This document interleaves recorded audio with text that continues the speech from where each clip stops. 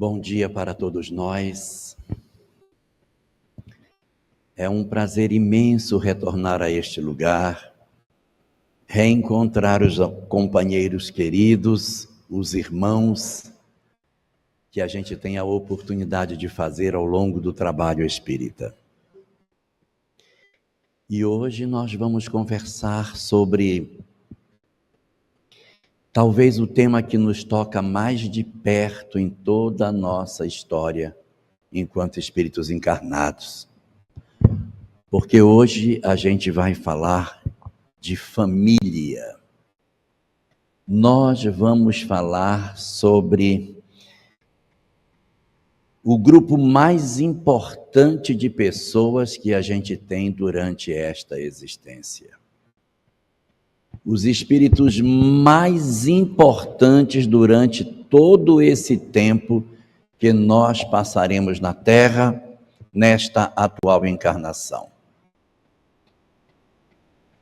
E exatamente porque a gente vai falar de família, nós vamos conversar hoje sobre 3 coisas que são muito importantes sobre família, que são, na verdade, os 3 retornos que a família possui. Nas nossas histórias de família, existem 3 tipos diferentes de retornos que nós temos a oportunidade de vivenciar conforme aquilo que a literatura espírita nos apresenta. O primeiro tipo de retorno, Kátia, que as nossas famílias possuem, é o retorno para dentro do nosso lar, dos antigos laços que a gente criou no passado. Nossos filhos, nossos cônjuges, nossos pais, nossos irmãos, muito frequentemente são espíritos ligados à nossa própria história do ontem.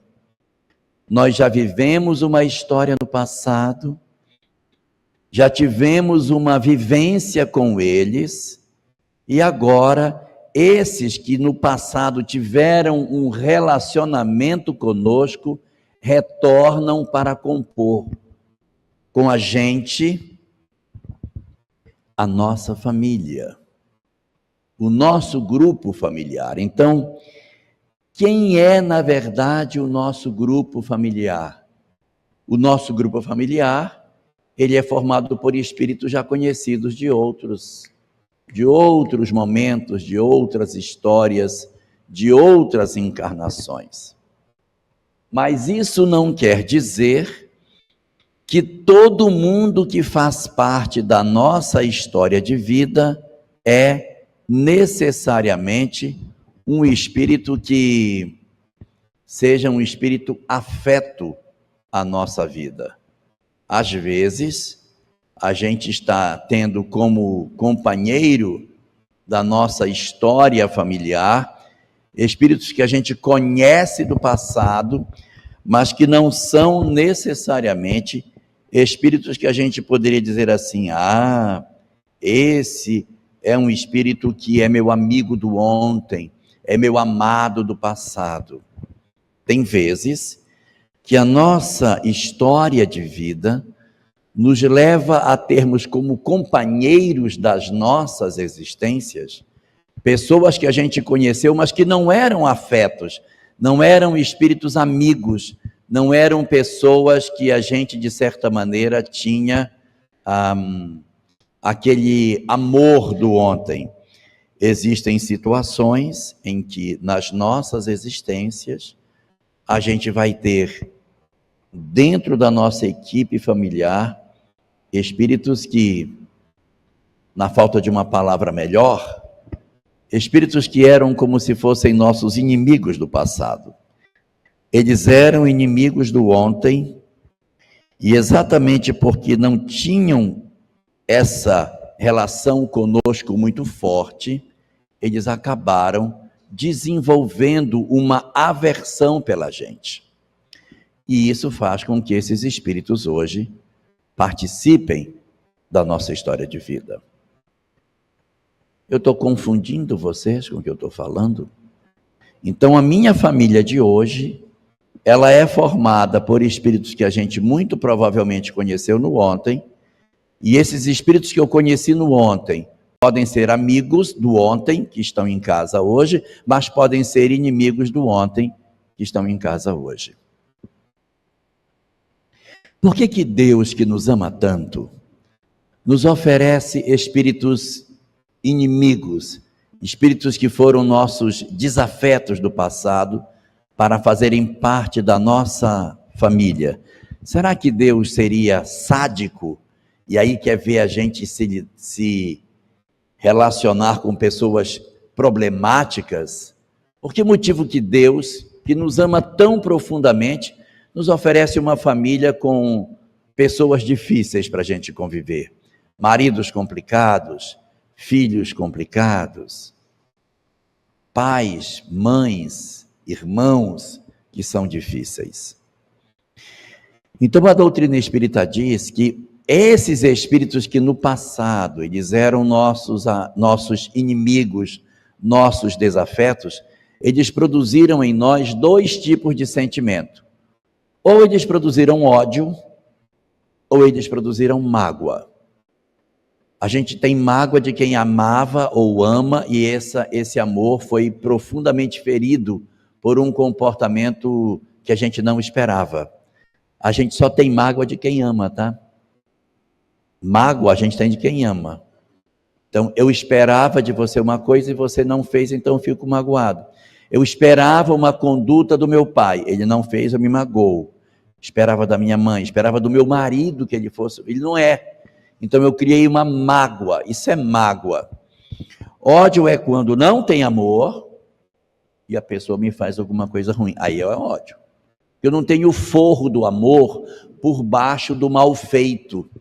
Então, muitas vezes, da nossa família, a gente recebe laços de desafeto do passado. Mas a gente volta à pergunta: por que Deus, que nos ama tanto, traz para dentro de casa uma pessoa difícil para a gente conviver? Porque dá a sensação de que Deus está querendo a nossa desgraça. Porque Ele coloca uma pessoa tão complicada para a gente viver, meu Deus do céu. Como é que pode? E a doutrina espírita diz que o objetivo de Deus, quando nos oferece um laço de família difícil, um filho, uma mãe, um irmão, um pai, não importa qual seja, é para que a gente desenvolva virtudes que ainda não tem. Porque é impossível a gente ser feliz sem amar. Se eu tenho ódio de uma pessoa, pronto, eu já não sou mais um espírito marcado para a felicidade. Enquanto eu guardar ódio, enquanto eu guardar mágoa, eu não acesso a felicidade. Eu não consigo ser feliz, não consigo. Então, o que faz Deus? Observando esse fenômeno onde as pessoas não gostavam de nós, existem feridas nos relacionamentos, Ele diz: vocês precisam nascer juntos para que consigam se resolver. E aí nós dizemos: mas eu não vou dar conta. Se eu tiver que ter como mãe esta mulher, vai ser muito difícil. Se eu tiver que ter essa pessoa como meu filho, ele nem vai se criar. Se esse tiver que ser o meu irmão, eu não acredito. E aí a gente diz: não, eu não aguento essa mulher como minha mãe, não tem condição. Mas você precisa se relacionar com ela, mas eu não suporto ela como mãe. Então, vamos fazer um desconto. Ela vem de sogra, então, porque aí não fica muito perto, né? E a gente vai tendo um desconto para se aproximar. Quem sabe na próxima ela já vem a mãe, né? Já vem a mãe. Então, as nossas dificuldades, elas precisam ser resolvidas. O que Deus está nos propondo ao nos entregar um parente difícil É permitir que a gente se resolva. Eu vou repetir o que eu disse. É para que a gente se resolva. Não é para que eu resolva o outro. Porque quem tem que resolver o outro é o outro. Eu vou resolver a mim. Mas resolver a mim de quê? De não guardar ódio, de não guardar mágoa, de não querer matar a pessoa, de não desejar o mal para ela. É para isso. Muitas vezes a gente não vai conseguir resolver o nosso problema. Nós não vamos conseguir resolver. Não vamos, a gente vai ter dificuldade, eu não consigo amar, não consigo abraçar, eu tenho dificuldade de conversar, aí eu guardo mais mágoa, mais ressentimento. Mas o objetivo é para que a gente se resolva, para que a gente consiga se resolver. E para facilitar a convivência, vem o esquecimento do passado. Por que Papai do Céu, quando faz as famílias, promove no renascimento o esquecimento do passado? Para que a gente conviva com as pessoas sem a lembrança de tudo que o outro fez. Senão as famílias não sobreviveriam. Os laços de desafeto, as mágoas, as feridas, as decepções, as dores, dentro de casa, eu lembrando tudo que o outro me fez, nunca iria dar certo. Nunca iria dar certo.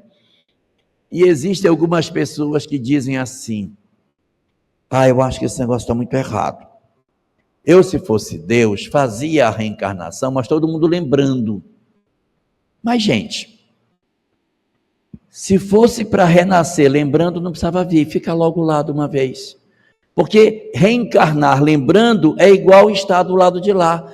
O objetivo de vir é para esquecer. O objetivo do arranjo familiar, da gente encarnar, é exatamente o esquecimento. A gente não vem porque vem, a gente vem porque precisa esquecer. Então a gente renasce, ocorre o esquecimento do passado e com isso a gente consegue conviver com as pessoas que nos são difíceis. Um pai que é muito seco, que é muito áspero, que é grosseiro. Um marido que é seco, grosseiro, que é rude, que é ignorante. Filhos que são difíceis, que são problemáticos, que nos geram problema, que a gente junta não sei quantas vezes e ele cai de novo, e a sua vida é botar o cara de pé e o cara de novo cai, você levanta 50.000 vezes e ele consegue cair todas essas. Se nós lembrássemos de tudo, nós talvez não tivéssemos força para atuar, porque nós lembraríamos o que foi que o outro me fez, ficaríamos o dia inteiro discutindo o que a gente já fez um para o outro e não conseguiríamos caminhar. Então Deus, a nosso próprio benefício, nos permitiu o esquecimento do passado, para que a gente pudesse fazer uma nova história. Então, desses laços de desafetos, desses laços de desamor do passado, existem dois subtipos. Existem os que são da mágoa e os que são do ódio. Eu tenho espíritos que são desafetos do meu passado, que são, na verdade, espíritos que me machucaram muito, só que tem uns que eu amo, mas me feriram. O meu filho que me jogou num asilo, o meu marido que apunhalou nas minhas costas, a minha mãe que me abandonou, o meu pai que foi muito cruel comigo quando de repente eu me tornei adulto ou adulta e ele me expulsou de casa. A minha história de vida com os meus irmãos que roubaram a herança e me jogaram numa condição de sofrimento desnecessário. Então, existe mágoa que é assim: eu não esperava isso de você.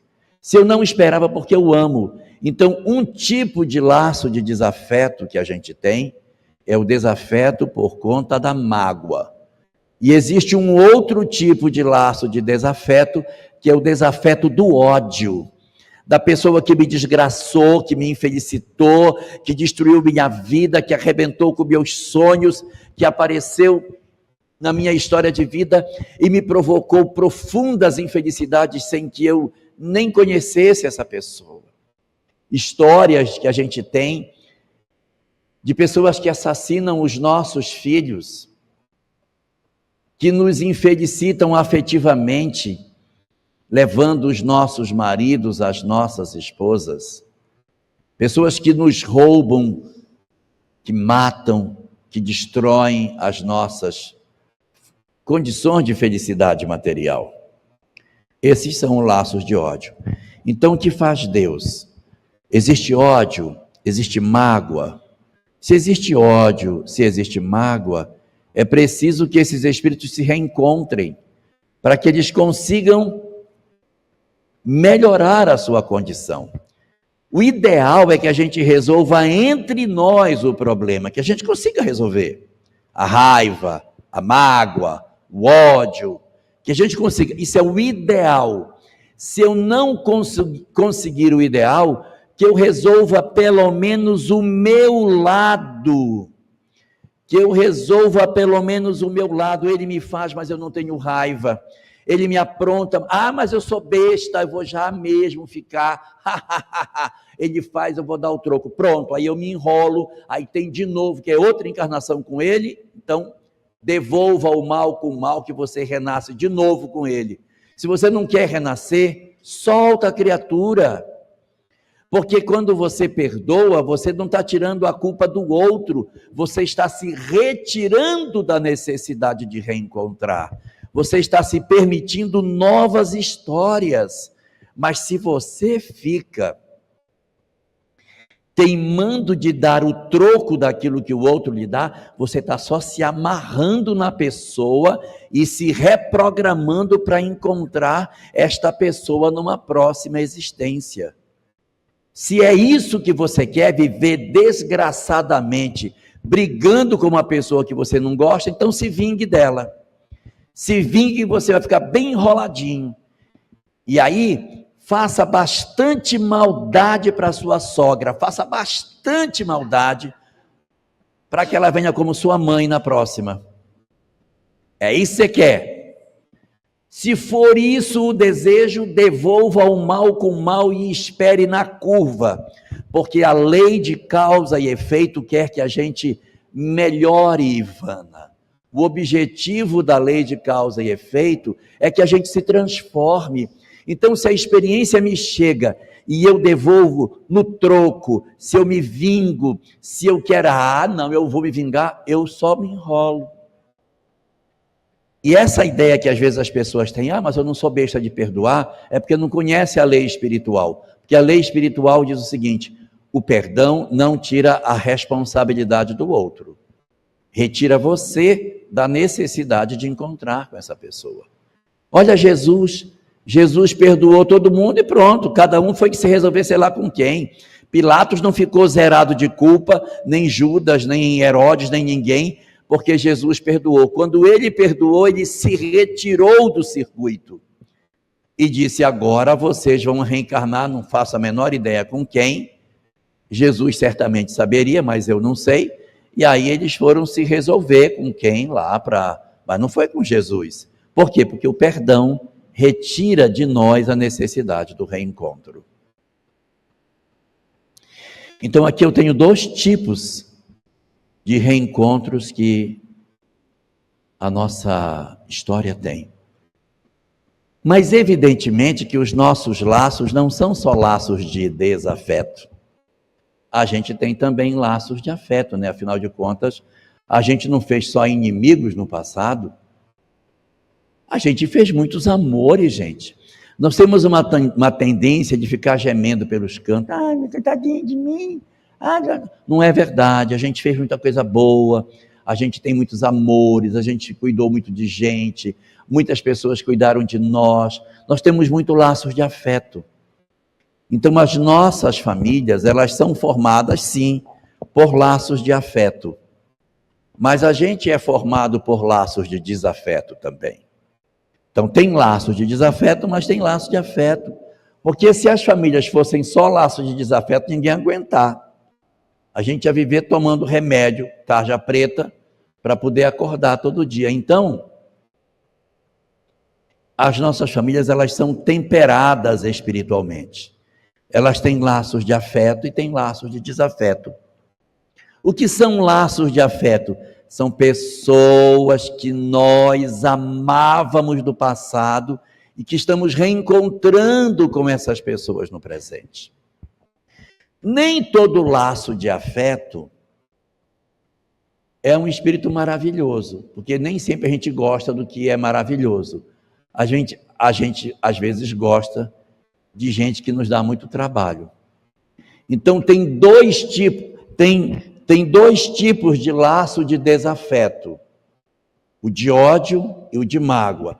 E tem dois tipos de laço de afeto: tem os cúmplices e os frágeis.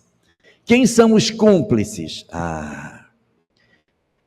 Gente, você ter um laço de afeto que é um cúmplice é um negócio que é uma doidice, é muito bom. Você ter um marido que cuida de você, que protege você, que toma a dianteira nas coisas, que vai no mercado, que faz as compras, que arruma a geladeira, deixa a geladeira toda ajeitadinha, conserta a torneira, ajeita a porta, deixa que eu resolvo, não te preocupa que eu vou resolver. Ele toma a frente, conversa com o pedreiro, não, isso aqui é assim. Faz tudo para nós e nos protege. Um filho que a gente tem, que diz, mãe, deixa que eu vou, deixa que eu faço. Me passe que eu vou no banco e resolvo para a senhora isso aqui. Isso é maravilhoso, gente. Você tem uma mãe que lhe cuida, você tem uma mãe que cuida de você, uma esposa que quando você está doente, ela fica do seu lado, ela leva você no hospital, ela lhe protege. Gente, é um negócio maravilhoso. É um negócio maravilhoso. Mas nem todo laço de afeto tem esse perfil, Séries. Nem todo laço de afeto é um cúmplice. Existem muitos laços de afeto que são frágeis. Eu gosto do miserável, mas me dá trabalho demais, gente. Mas eu não consigo ter raiva. Eu não consigo ter raiva, porque eu gosto dele. Às vezes até me dá raiva na hora. A gente briga, você é um irresponsável. Você é um irresponsável. Mas a minha palavra, você é um irresponsável, sai cheia de amor. Sai cheia de amor. Meu filho, pelo amor de Deus, meu filho, você vai matar a sua mãe. Então você vê que existem laços de afeto, mas que eles têm problema. Só enche para mim, que eu me viro.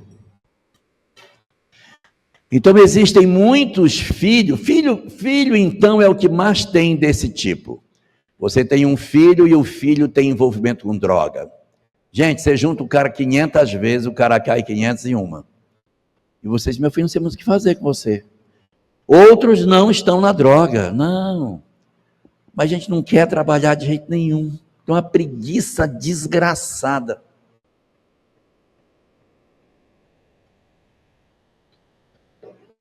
Já começou 50 faculdades. Faz um semestre,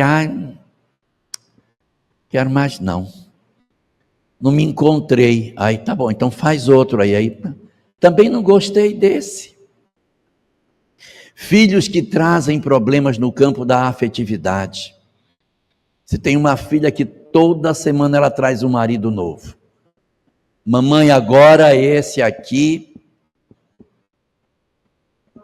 esse é para valer. Mas minha filha, não, já estamos há 48 horas juntos, então está um relacionamento duradouro. Filhos que têm problema com promiscuidade. Filhos que têm conflito com o crime. Filhos que têm problema com agressividade. Filhos rebeldes. Gente, e muitos deles a gente ama, mas apronta. São laços de afeto, mas são frágeis. Eles não conseguem manter uma coerência naquilo que eles estão fazendo. Isso também a gente precisa entender.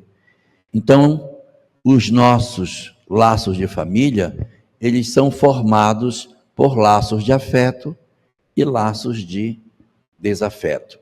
Uma imagem boa para representar o que seja uma família é uma bisteca. Vocês já viram uma bisteca? Aqui chama chuleta ou chama bisteca? Hã? Como é uma bisteca?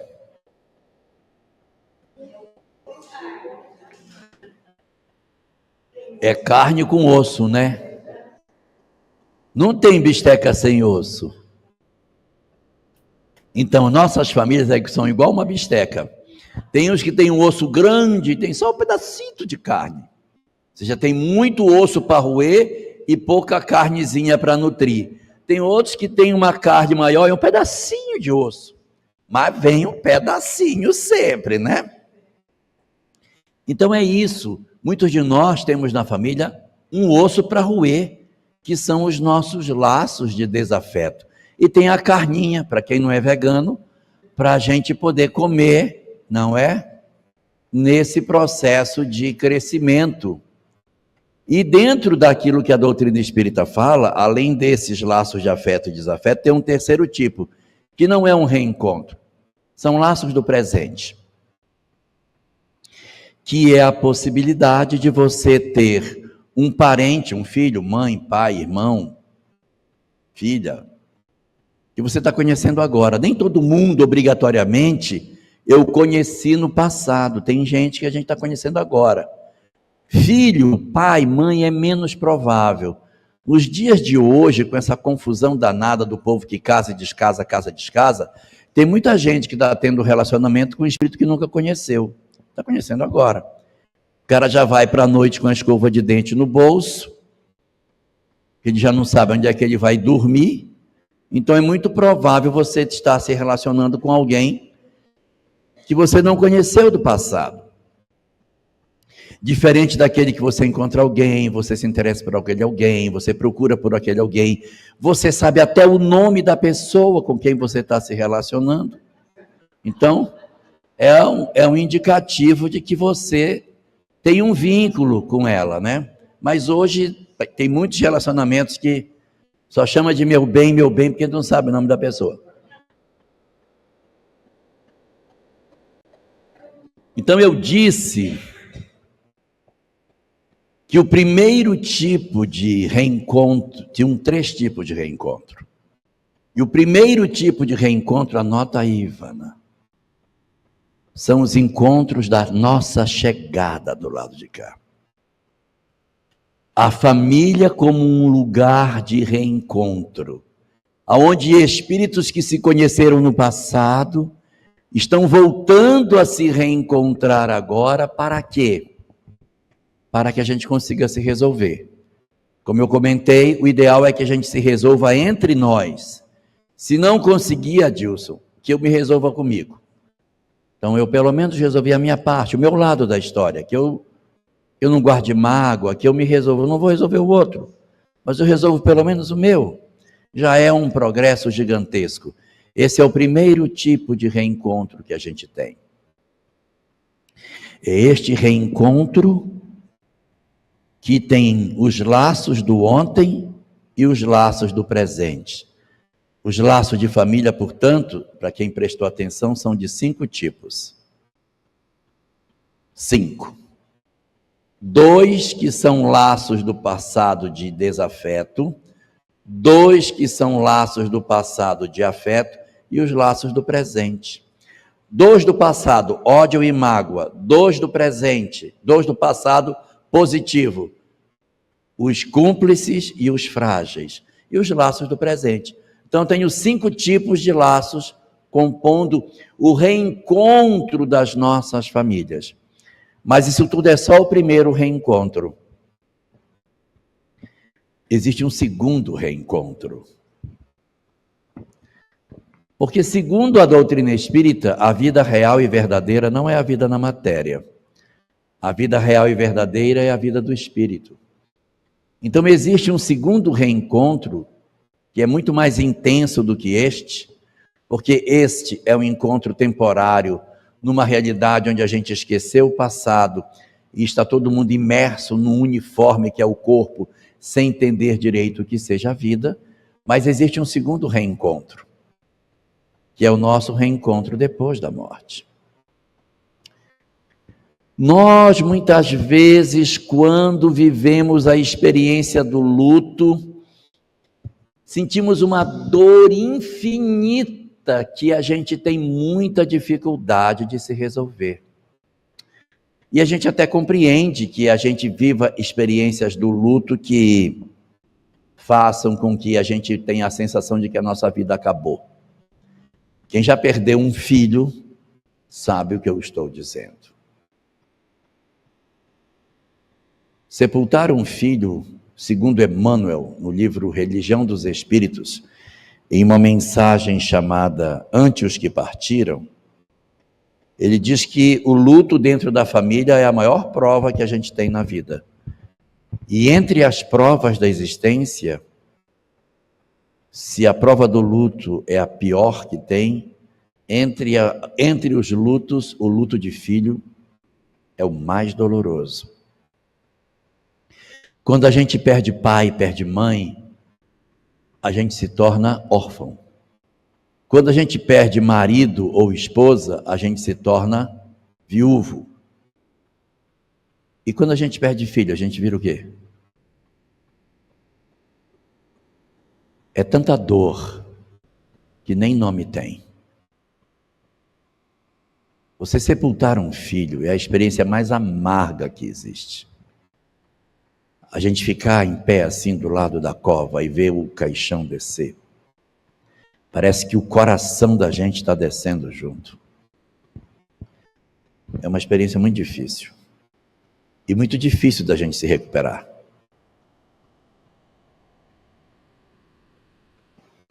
É por isso que a doutrina espírita fala dos reencontros. Porque o segundo tipo de reencontro é o nosso reencontro com os nossos amados. A compreensão de que a vida continua e de que a mediunidade é o grande instrumento edificador das nossas condições espirituais é extremamente consolador. O que pode ser mais consolador do que você saber que o amor da sua vida, que você aparentemente perdeu, você saber que esse amor lhe visita, acompanha suas vitórias morais, lamenta junto com você seus momentos de tristeza, que durante o sonho lhe visita, toma pela mão e resgata as histórias interrompidas de afeto. E saber que quando chegar o nosso também momento da nossa morte, do momento do nosso retorno ao mundo espiritual, o amor das nossas vidas estará lá, de braços estendidos para dizer: vem, mamãe, eu estou esperando por você. Faz muito tempo que eu espero. Ou quando um marido, uma esposa, que a gente amou profundamente, está ali ao lado da nossa cama, esperando que a gente deixe o corpo que a gente estava vestindo para nos pegar pela mão e dizer: vamos continuar a história que a morte aparentemente interrompeu. E você ter a possibilidade de estar ao lado dele novamente ou dela. Você reencontrar seu pai. Você matar a saudade da sua mãe. É maravilhoso e isso é relatado de uma maneira muito frequente por aqueles que estão em processo de desencarnação. Quem trabalha em um hospital já deve ter visto isso umas milhares de vezes. Quando chega o momento da desencarnação, o chamado moribundo começa a ter uma coisa que no hospital chamam de alucinação. E ele já está alucinando. Só que a alucinação é só com o morto, ele não alucina com o vivo. Ele diz: olha, a minha mãe está aqui. A minha mãe está aqui, ela está dizendo que ela veio, chegou para mim, eles vão me levar. Ao meu pai. Gente, meu pai está aqui. Quem são essas pessoas que estão aqui no quarto? Algumas delas eu não conheço, outras eu sei quem. Quem são? Essa chamada alucinação já é o início do processo de desprendimento do espírito de volta para o mundo espiritual. Então, o segundo grande retorno que a gente tem dentro das nossas vidas é esse retorno nosso, na possibilidade de nós voltarmos a conviver com os nossos amados. Dentro de doutrina espírita, existe um conceito muito, muito interessante chamado família espiritual. Família espiritual é o conjunto grande de espíritos que a gente já teve relacionamentos e que tem laços de afeto com eles. Lá estão nossos amores, nossos pais, irmãos, amigos, pessoas que a gente desenvolveu muitos laços de afeto, muitos relacionamentos afetivos com essas pessoas. Então, esses indivíduos, em função dos laços de afeto que eles têm, eles nunca se desligam de nós. E eles compõem uma quantidade grande de gente. Quando a gente reencarna, um pouquinho deles vem para compor a bisteca. Um pouquinho deles vem e vai compor. Mas a grande maioria fica lá.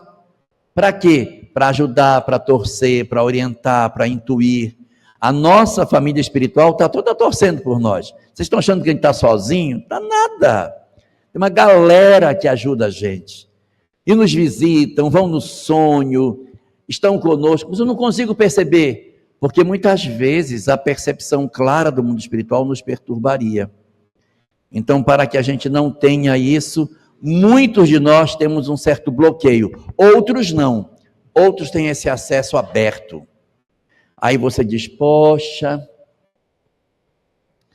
eu acho que Deus nem gosta de mim, porque a minha irmã, ela sonha com o marido dela, ele visita, eu não sonho com ninguém, eu acho que Deus esqueceu de mim, acho que na minha ficha, esqueceram de botar que eu estava na terra, estão achando que eu ainda estou por lá, porque eu não sonho, eu não vejo, não encontro. Na verdade, não é que não encontre. Existem bloqueios, a gente encontra, mas a mente apaga. E quando eu acordo sem essa compreensão. Eu digo, mas eu queria muito ter.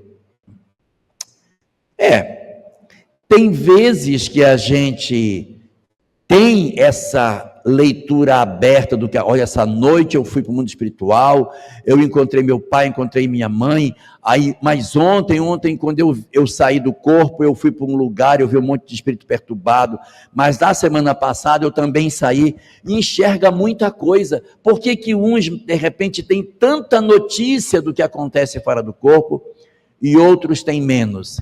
Isso não quer dizer que quem lembra mais dos sonhos é porque é mais evoluído, mas é porque precisa de mais socorro. Imagina que uma pessoa na encarnação passada foi um suicida. Ele precisa saber que se suicidar vai dar problema.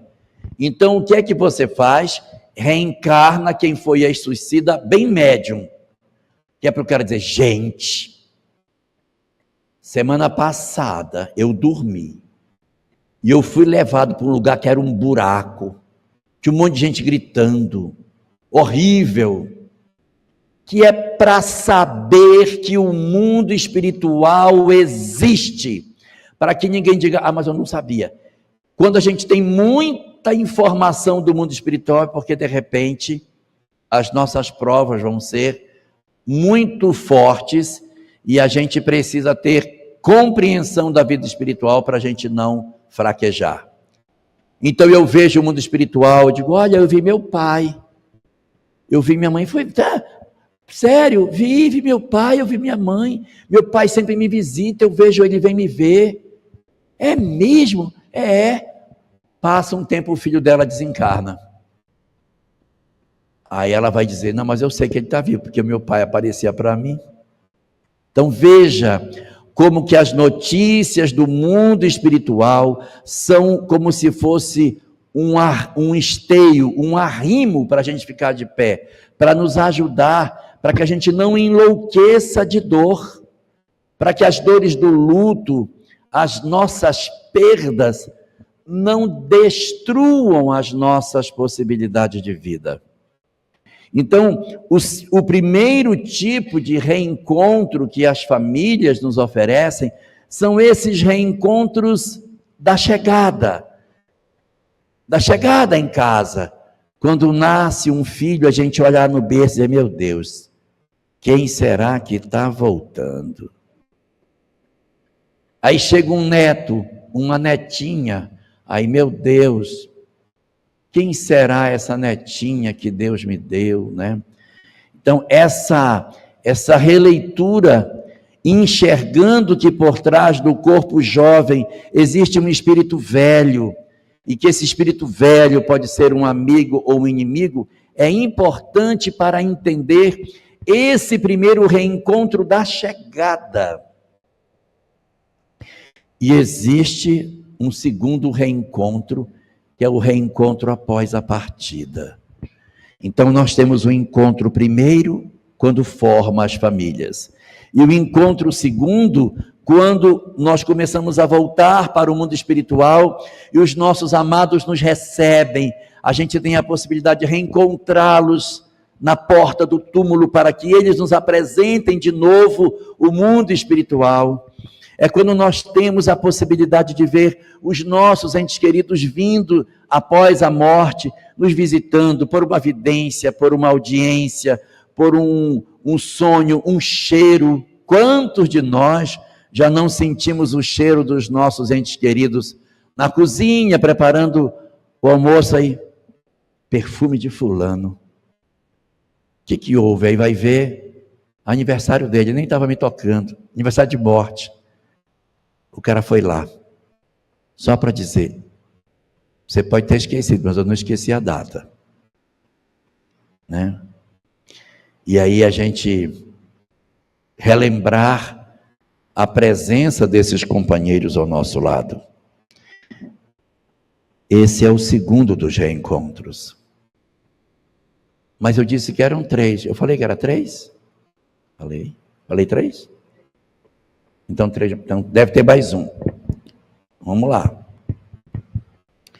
Qual é o terceiro dos reencontros que a gente tem?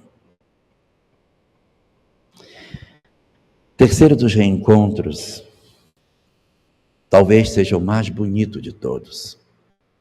Porque não se refere ao reencontro da chegada, nem o reencontro da partida, mas o reencontro da caminhada que a gente está fazendo.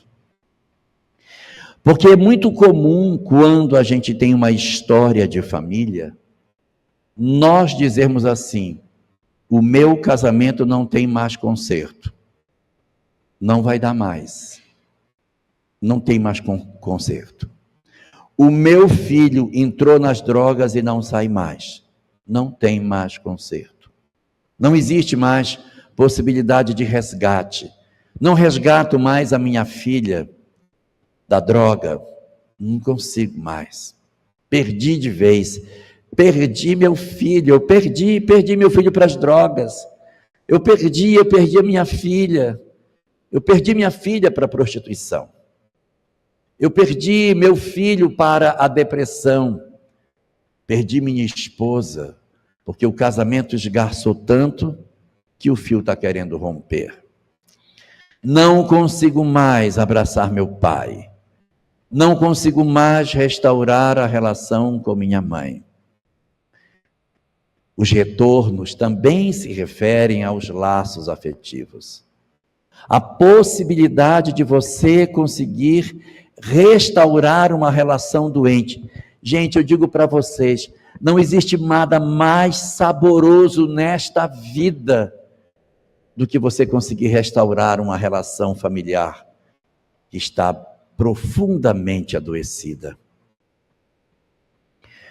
Você voltar a abraçar um filho que você fez um movimento de ruptura é uma emoção indescritível. você dizer assim: esse meu filho estava perdido e foi achado. Aí a gente vai entender a parábola do filho pródigo, quando fala da alegria do pai que deu uma festa, porque o filho voltou. E não é que o filho voltou e o pai esperou o filho na porta da casa. Dei uma lida na parábola do filho pródigo. A parábola diz o seguinte, que quando o filho voltou, ele entrou na propriedade, ele passou na porteira, ele entrou na propriedade lá na frente. Seu pai o viu. Qual é o pai que reconhece um filho que volta depois de uma história de autodestruição? Porque quando o filho saiu da casa do pai, da parábola, ele saiu bonito, cabelinho arrumado, barba feita, roupas ricas, montado num cavalo bonito, cheio de pedrarias, porque ele foi buscar a sorte com o dinheiro que o pai lhe deu. Mas na volta, quem voltava? Quem voltou foi um mendigo, gente, descalço. A barba estava pior do que a minha.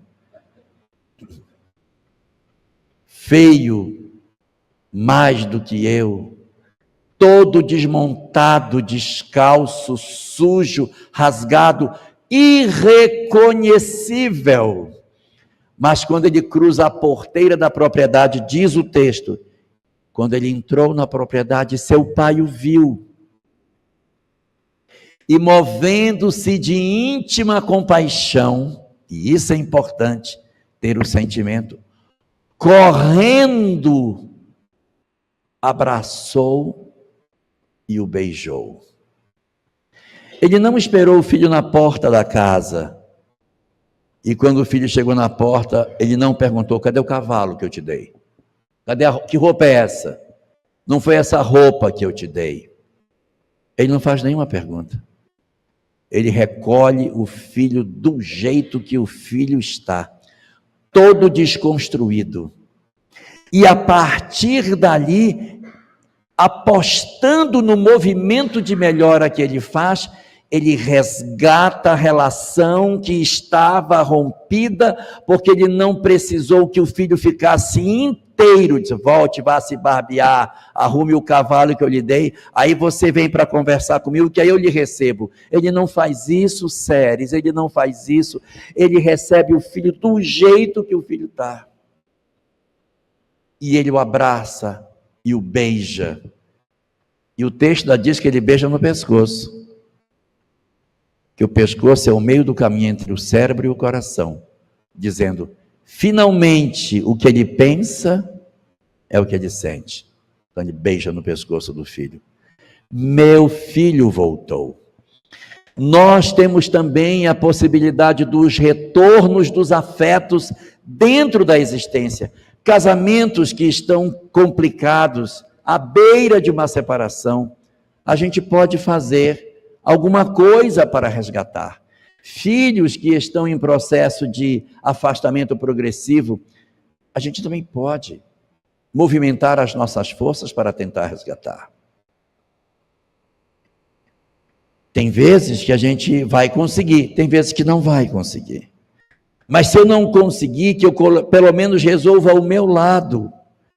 Então, em vez de eu ficar dando troco, porque o meu marido é grosseiro também, ele dá um coice, eu dou 2 nele, para ele saber que eu também não tenho sangue de barata. Então, na medida em que eu não der mais o coice nele, existe uma grande chance de que as coisas comecem a diminuir de intensidade. Porque muito do processo de desavença de casal, quando você conversa com o marido e ele conta quem é a esposa, você diz, meu Deus, coitado desse homem. Essa mulher dele é o demônio. Aí depois você conversa com a esposa e ela conta uma história. Diz, minha Nossa Senhora, coitada dessa mulher. É o diabo que mora com ela. Aí um belo dia você encontra na rua o diabo e o demônio de mão dada. Aí você vai descobrir que a leitura que um faz do outro é absurda. Então, se nós fizéssemos um movimento de diminuir a nossa agressividade, ajudaria tanto a mim, porque ninguém aguenta viver com raiva o dia todo, adoece, tá? Viver com raiva adoece e mata.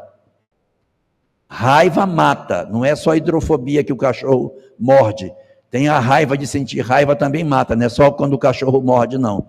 Mas sentir raiva mata. Deixa a pessoa com hipertensão, tem problema altera a taxa de glicose, a pessoa tem problema de gastrite, desenvolve problemas de diversas ordens. Eu tinha um amigo que era gastro, como é que chama? Gastroenterologista. E quando um paciente chegava no consultório dele, dizia assim: doutor, eu estou com gastrite. Aí ele dizia: qual é o nome da sua gastrite? Que toda gastrite tem um nome. É sua mulher, é sua sogra, seu trabalho, seu patrão. Toda gastrite tem um nome. Você precisa descobrir o nome da sua gastrite para começar a curar, porque se você não descobrir, não adianta o remédio. Você tem que curar descobrindo quem é o causador dela. Então, você fica com raiva, fica com ódio, você adoece fisicamente e adoece a relação. Se você faz um propósito, eu não quero adoecer, eu não vou dar troco, eu não vou fazer o jogo dele, você automaticamente melhora a sua saúde e vai viver bem, gente. Não precisa obrigatoriamente separar. Tem vezes que não dá para resgatar, tem muita violência, aí já esbarra numa questão legal em que para a nossa própria saúde, a gente pode até repensar sobre a continuidade ou não dessa relação, se ela nos estiver adoecendo de maneira irreversível. Mas muito a gente pode fazer antes da separação, para o nosso próprio bem, parando de agredir de volta. Para de agredir. Vá ser feliz, vai curtir a vida, vá fazer uma caminhada de manhã cedo, para olhar a natureza, vá curtir Araçatuba, vá fazer o que a cidade tem de bom, vá curtir, vá se dedicar ao trabalho assistencial, vá fazer algo pelo outro, saia da sua dor, ai meu Deus, meu casamento é um inferno, vai ajudar os outros. Quanto mais a gente ajuda os outros, mais a gente esquece da nossa dor. Tem vaga aqui, Kátia, para trabalho? Tem? Pronto, aqui tem vaga. Para quem estiver entristecido, amargurado, tem vaga aqui na casa para trabalhar.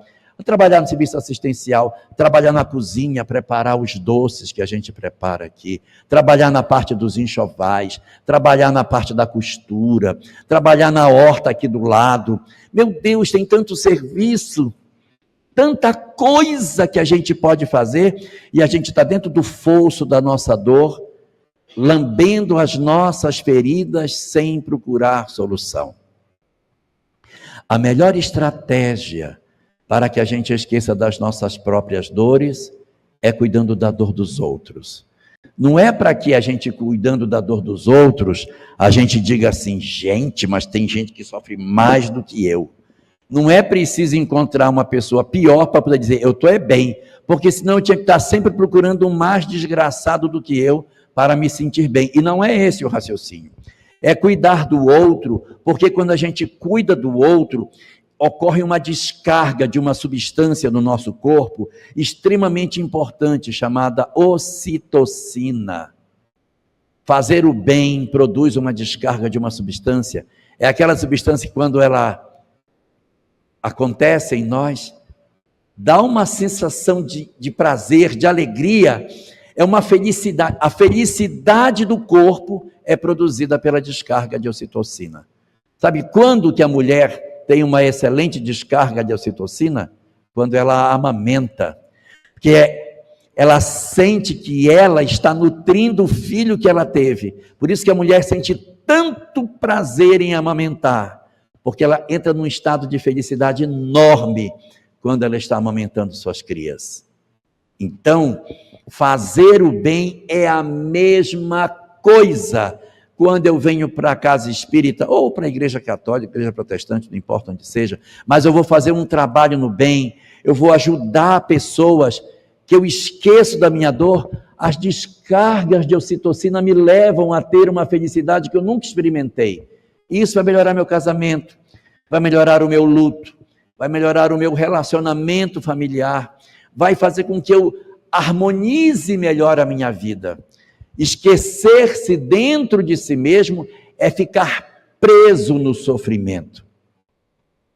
Para que eu me liberte do sofrimento, para que eu me salve desse processo de sofrimento, eu preciso enxergar o outro, porque é cuidando do outro que eu vou me libertar, é cuidando do outro que eu vou me salvar da minha própria dor.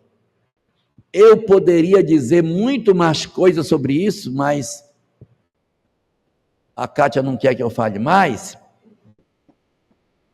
Então eu vou resumir minha fala numa única frase. É preciso cuidar do outro para que a gente se salve, se liberte do sofrimento.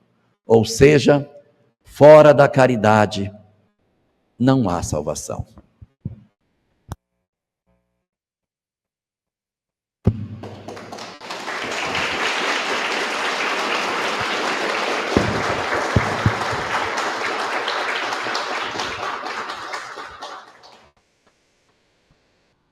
A Kátia está querendo que eu faça prece para a gente encerrar o nosso estudo.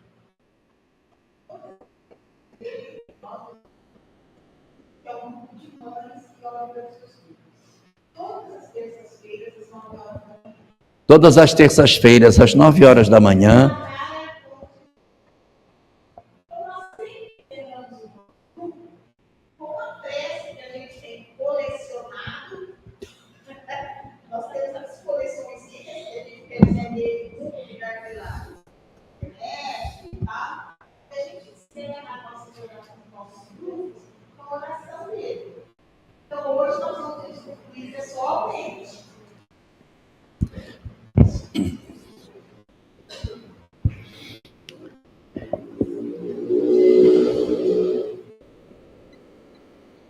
Então nós vamos orar.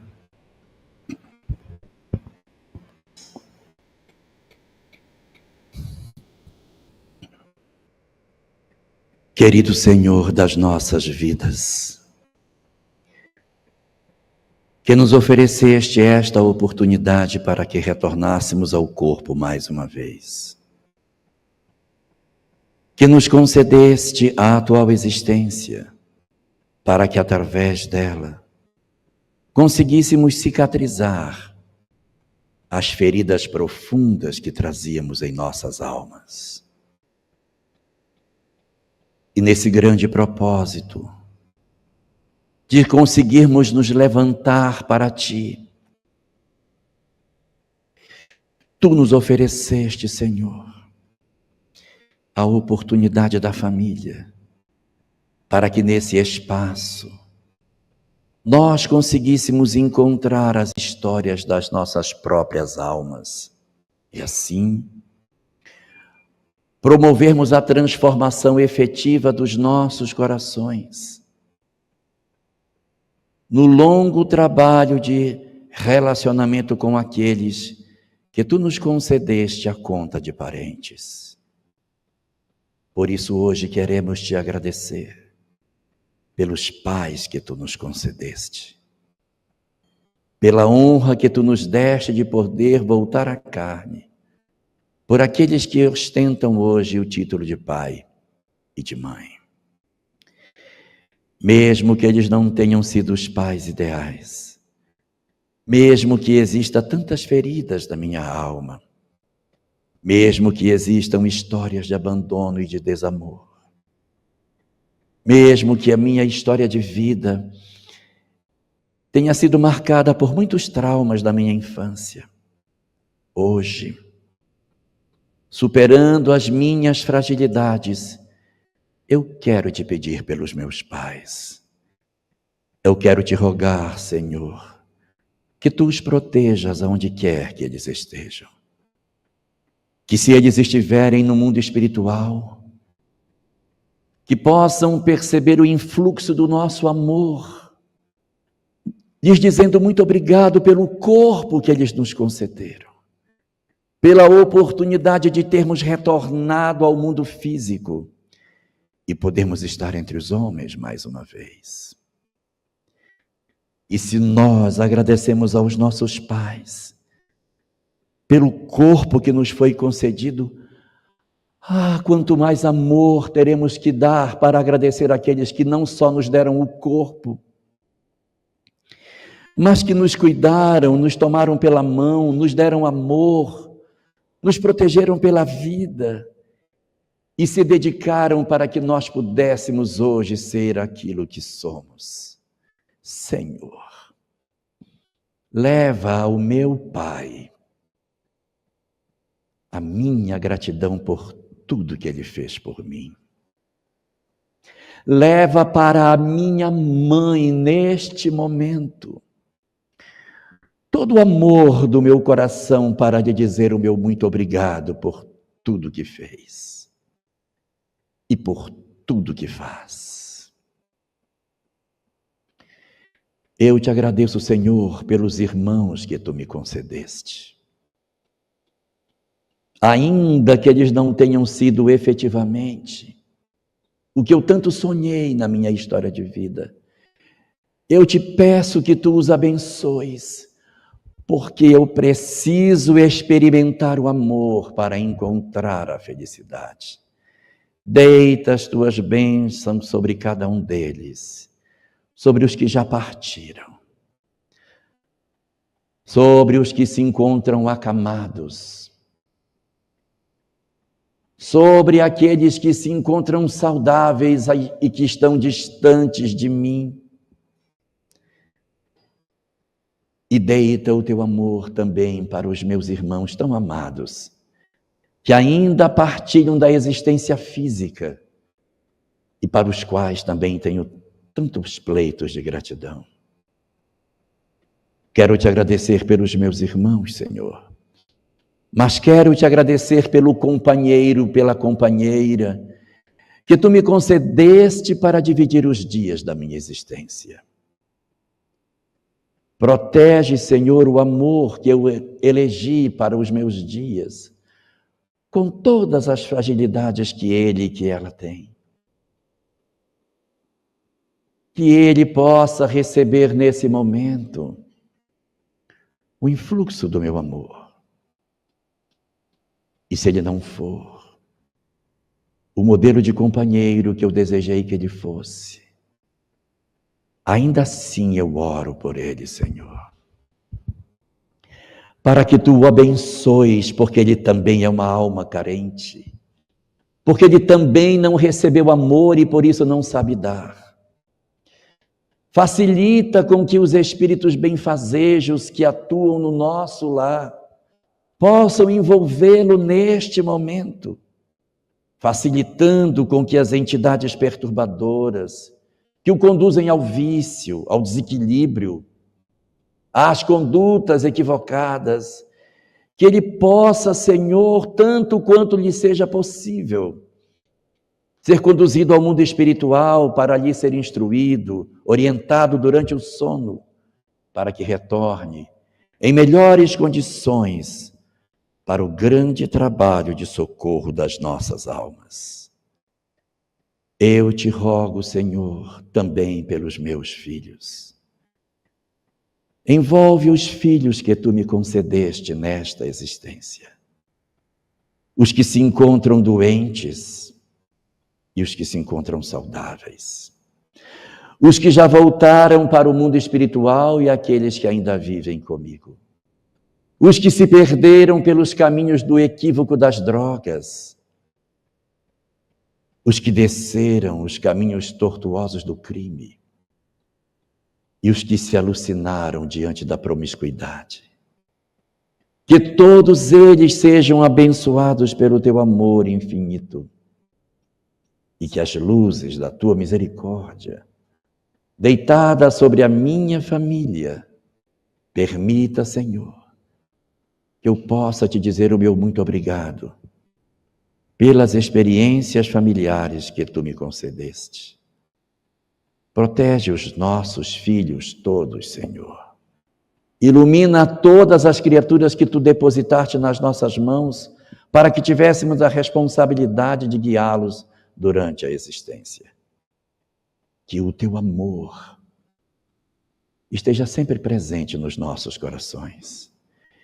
Que nós não desistamos de nós próprios e que nós também não desistamos deles, de todos os que estão conosco e de todos os que já partiram para o mundo espiritual, mesmo aqueles que partiram nas condições mais difíceis, que sabemos que a Tua misericórdia é maior do que qualquer loucura que se faça. Nós colocamos todos eles nas Tuas mãos. Os nossos filhos que de repente partiram pela via do suicídio, que eles também estejam envolvidos na Tua graça. Que o Teu amor, Senhor, esteja sempre presente nos nossos corações e que as luzes da Tua misericórdia nunca cessem de se derramar sobre todos nós. É por isso que nós Te agradecemos, Senhor, Te rendemos graças e Te dizemos o nosso muito obrigado por essa existência que Tu nos concedeste para que nós descobríssemos o verdadeiro sentido da vida.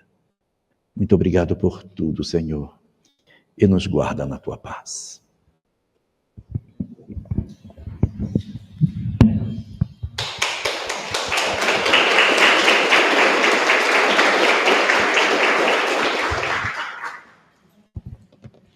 A minha mãe me ligou na hora da prece. Aí eu abri. Ela ouviu.